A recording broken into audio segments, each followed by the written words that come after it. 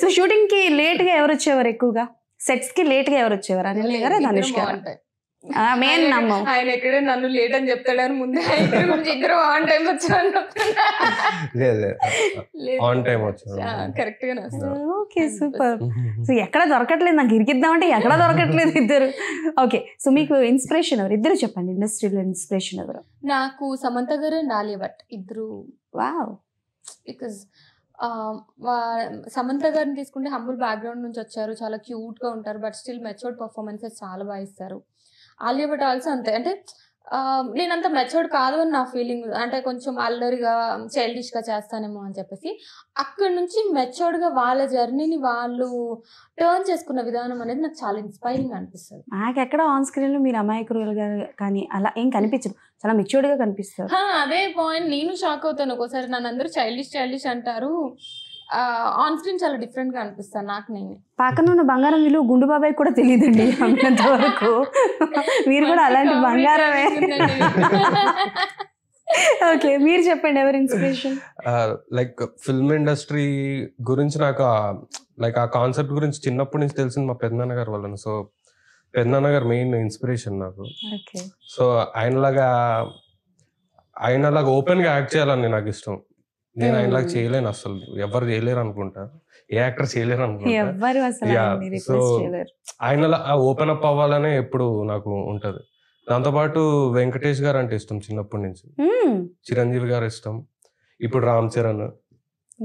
చెప్పండి ఇంకా లిస్ట్ మొత్తం చెప్పండి, లిస్ట్ మొత్తం. ఫస్ట్ ఒకళ్ళు అన్నారు, ఓకే, ఆ తర్వాత వెంకటేష్ గారు, అడిగే లోపల చిరంజీవి గారు, అడిగే లోపల రామ్ చరణ్ గారు. పోనీ సార్ పెన్ను పేపర్ ఇస్తాను సార్, లిస్ట్ మొత్తం రాసిస్తారా? Okay, so out of the box question, Pawan Kalyan గారితో యాక్ట్ చేశారు. So how was the experience? ఆయన ఆన్ సెట్స్ ఎలా ఉంటారు అండ్ ఆయన దగ్గర మీకు బాగా నచ్చింది ఏంటి?